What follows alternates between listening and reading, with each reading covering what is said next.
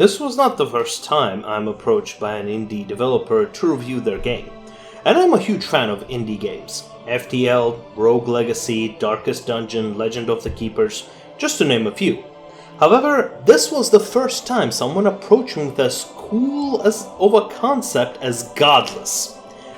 Idea is you're a god or a deity of some sorts, and you're trying to make people go extinct.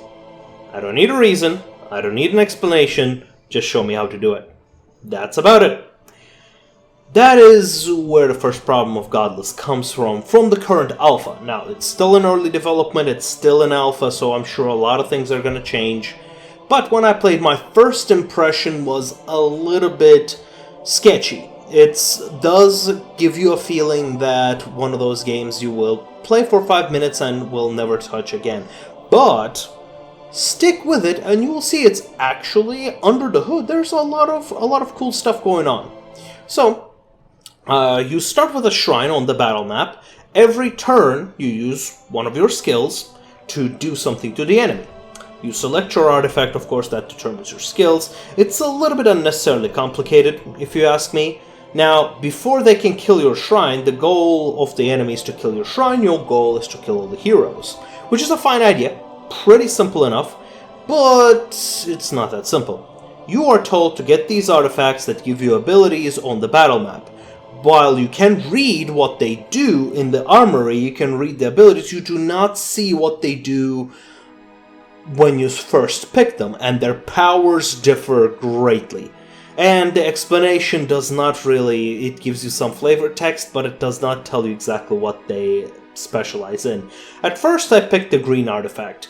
The ability seemed straightforward, but I just could not beat the second level. Just at all. Then I decided, okay, maybe this one was weak, maybe I'm doing something wrong. Let's try the orange artifact. And it was, while very fun, it was a bit weird.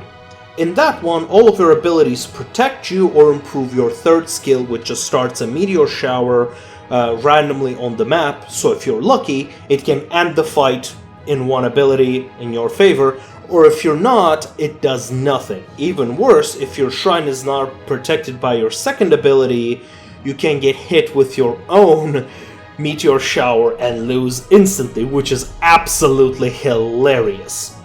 After your first level, you are just bombarded with different game mechanics. You got different colored energies, a merchant, scrolls, different currencies, making different artifacts, sparks of creation, and on one hand it makes the game much deeper, and on the other I have no idea what I'm doing at the first few half hour of the game, and that's where you really need to capture people's attention. Because while you can find out what enemy is weaker to after beating them, you do not know what your artifact does or synergizes with before you use it. So, well, after getting my face kicked in for first few rounds, I decided to try the third artifact, the purple one. And oh boy, it's very simple to use. You create ghosts with 1 health, and when they die, they make enemies permanently weaker. And the second one is to spawn minions to beat them over the head with.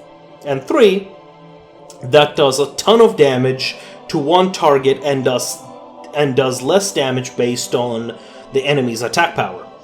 Basically everything just synergizes. It felt like playing a very competitive Magic the Gathering deck. Everything synergized. I had answers to things, I had weaknesses that I overcome using scrolls. Then came the first boss. I barely survived, but after that boss battle, the game was a breeze. And it's in a constant state of learning. You learn what that level is gonna throw at you, you adapt to it, but you do learn your enemies, so enemies do repeat themselves. But the fact that game does not tell you initially what you get, it really makes it very not user-friendly. I do not know what the price point is going to be, but in the 3 hours that I played, I beat the first 2 acts, and I had a ton of fun. After you can get over that initial hurdle, there was more to unlock because it is a roguelike, and as whenever you die, you'll unlock permanent abilities. My recommendation is to wait for the full release and then buy it. It's a very nice indie game that hits you in the face till you understand it, but after you do, it's a very deep experience, and I'm actually looking forward to the full release, and I will probably purchase it.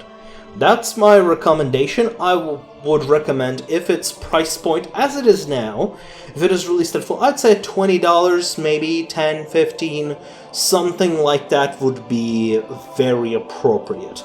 I would recommend waiting for the full release, and afterwards check it out, but definitely